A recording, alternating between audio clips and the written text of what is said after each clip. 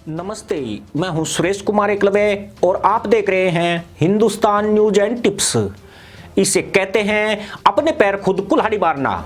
चीन का मंसूबा तो यही था कि गवादर के रास्ते भारत की घेराबंदी करके उसे परेशानी में डाला जाएगा, मगर यही गवादर चीन के लिए बर्बादी वाला मिशन बन गया है। चीन इस फेर में ऐसा फंसा कि उसकी रातों की नींद उड़ गई है। कंगाल पाकिस्तान को कर्ज देते देते उसके लिए यह बड़ा मर्द साबित हो रहा है। हालत यह है कि शी जिनपिंग के सपनों के बेल्ट एंड रोड इनिशिएटिव के अंतर्गत बनने वाले चीन पाकिस्तान आर्थिक गलियारे पर कबूतरदाना चुग रहे हैं। इस सी पैक का निर्माण कार्य कई महीनों से फंड की कमी के कारण रुका हुआ है, यानी चीन पाकिस्तान के सीपीसी प्रोजेक्ट का पलीता लग चुका है और अब दोनों ही देश के लिए यह एक बड़ी मुसीबत बन गया है, जबकि यह भारत के लिए कहीं ना कहीं राहत की बात है। यह आर्थिक गलियारा किसी भी दृष्टिकोण से भारत के हित में नहीं है। भारत लंबे वक्त से इस प्रोजेक्ट को लेकर अपना विरोध जताता रहा है। केवल भारत ही नहीं बल्कि अमेरिका और खुद पाकिस्तान की जनता भी सीपीसी प्रोजेक्ट के खिलाफ आंदोलन कर रही है। ऐसे में पाकिस्तान की भिखारी वाली हालत अब इसके निर्माण में एक बड़ी बाधा बन गई है। इस प्रोजेक्ट में चीन अरबों डॉलर लगा चुका है, परंतु पाकिस्तान में प्रोजेक्ट के विरुद्ध उठती आवाज ने इसकी सुरक्षा और बढ़ती लागत ने ड्रैगन की चिंताएं बढ़ा दी है। कहने वाले तो यह भी कहते हैं कि शी जिनपिंग का चीन पाक आर्थिक गलियारे से अब पूरी तरह मोहभंग होने लगा है। यही वजह है कि उसने पाकिस्तान को फंडिंग में कमी कर दी है। आपको बता दें कि साल 2016 में चीन के सरकारी चाइना डेवलपमेंट बैंक और export import bank of China ने पाकिस्तान को $75 बिलियन का कर्ज दिया था। 2019 में यह रकम घटकर मात्र $4 बिलियन पर आ गई। बड़ी बात यह है कि इस साल यानी 2020 में चीन ने पाकिस्तान को सिर्फ $3 बिलियन का ही कर्ज दिया है। यह कर्ज भी पाकिस्तान ने सीपीसी प्रोजेक्ट में इस्तेमाल नहीं किया है, बल्कि चीन से यह रकम उधार लेकर उसने सऊदी अरब का कर्ज चुकाया है। शेष रकम का उपयोग उसने अपने आयात की खानापूर्ति के लिए किया है। यानी पिछले 5 सालों में चीन से पाकिस्तान को $83 बिलियन का भारी भरकम कर्ज मिला है, जिसके सूद के रूप में पाकिस्तान पर हर साल $20 करोड़ का बोझ बढ़ रहा है। खास बात यह है कि पाकिस्तान के द्वारा इस साल इस कर्ज का सूद भी नहीं चुकाया गया है, जिसके बाद चीन ने अपनी फंडिंग को बंद करने का फैसला लिया है।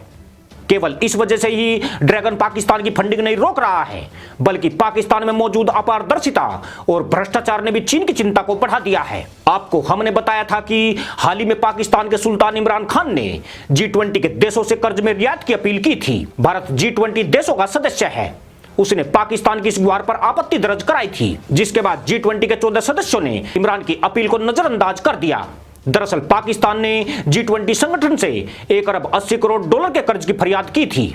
उसका मकसद इस कर्ज से चीन का ब्याज और सऊदी अरब की उधारी चुकाना था, मगर उसे $80 करोड़ का ही लोन मिल पाया। यह लोन भी शर्त पर मिला है कि वह IMF और विश्व बैंक के अलावा किसी अन्य से रियायती कर्ज के लिए करार नहीं करेगा। अकेले G20 समूह के 11 सदस्य देशों का पाकिस्तान के ऊपर $20 अरब 70 करोड़ का कर्ज है।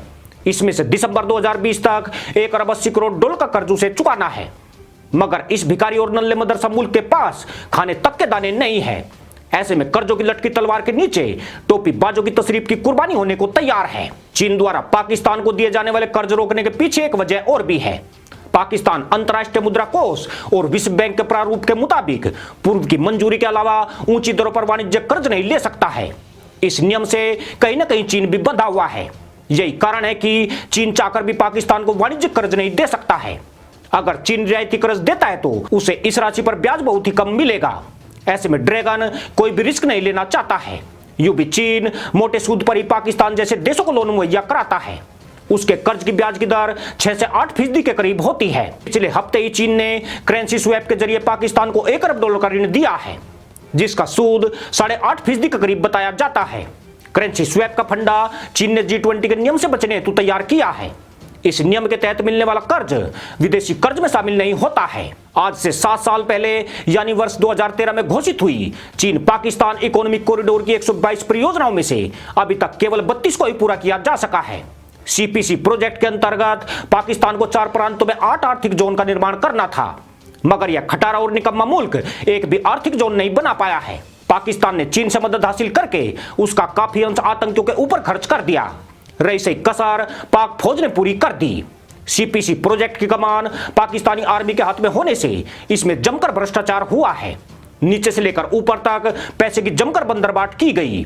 जिसका नतीजा यह हुआ कि इसी साल अक्टूबर में चीन ने सीपीसी की कमान अपने हाथ में ले ली, परंतु इसके निर्माण के लिए पाकिस्तान को ड्रैगन से मिला लोन गायब है। पाकिस्तान अभी तक चीन को सीपीसी मद में होने वाले खर्च का कच्चा चिट्ठा नहीं सौंप सका है, यानी दुनिया को चूना लगाने वाले चीन को इस मदरसा पैदाइश ने चूना लगा दिया है।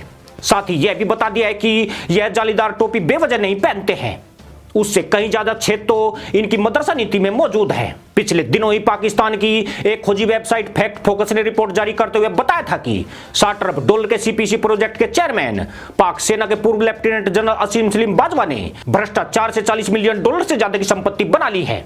वहीं सीपीसी के जरिए चीन की कई कंपनियों ने गुपचुप तरीके से बिजली के दाम बढ़ाए और कमाई को अपनी जेब में रख लिया।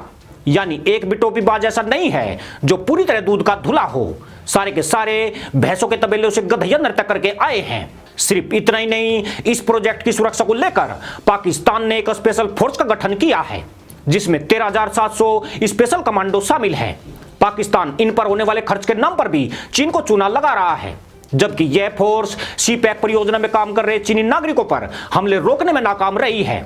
बलूचिस्तान लिबरेशन आर्मी के फ्रीडम फाइटर चीनियों को लगातार निशाना बना रहे हैं। बलूचिस्तान से होकर गुजरने वाली इस रोड का बीएलए विरोध कर रही है। चीन पाकिस्तान पर दबाव बनाकर बलूचिस्तान प्रांत की जमीनें और वहां मौजूद खादानों के कब्जे की कोशिश में लगा है। हालत यह है कि अपनी खराब स्थिति से जूझते पाकिस्तान ने चीन को लपेटने में भी कोई कोर कसर नहीं छोड़ी है। यूं भी यह सर्वविदित है कि जब किसी की आर्थिक स्थिति खराब होती है तो वह सिर्फ अपना ही फायदा सोचता है। पाकिस्तान कंगाल है, इसलिए उसके लिए जहां से मिलो लपेट लो वाली नीति मजबूरी बन चुकी है। चीन अक्लमंद होने के साथ एक महाधूर्त देश भी है।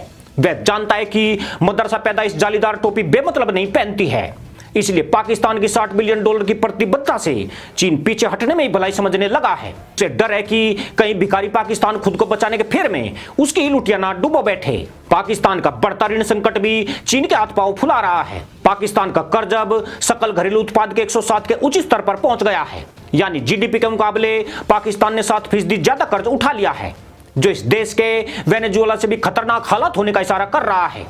इसकी वजह भी कहीं ना कहीं बिल्कुल साफ है। पाकिस्तान ने मदरसा नीति का प्रयोग अपनी अर्थव्यवस्था में करके सुधार और राजकोषीय प्रबंधन पर ध्यान नहीं दिया है। परिणाम यह हुआ कि मदरसा मुल्क कर्ज के जाल में फंसता जा रहा है। अब बड़ी मुसीबत यह है कि चीन सीपीसी के लिए आगे कर्ज देने को बिल्कुल तैयार नहीं है। वह उन कर्जों का हिसाब मांग रहा है जो इस परियोजना के नाम पर पाकिस्तान ले चुका है। विशेषज्ञों के मुताबिक पाकिस्तान ने चीन से मिले लोन का 20% भी प्रोजेक्ट पर खर्च नहीं किया है। ऐसे में बदहाल अर्थव्यवस्था वाले पाकिस्तान के लिए प्रोजेक्ट सांप के मुंह में छुतंदर वाला बन गया है। ऊपर से चीन के कर्जों के सूद का चढ़ता डंडा उसे एफिल टावर पर टांगने को तैयार हो रहा है।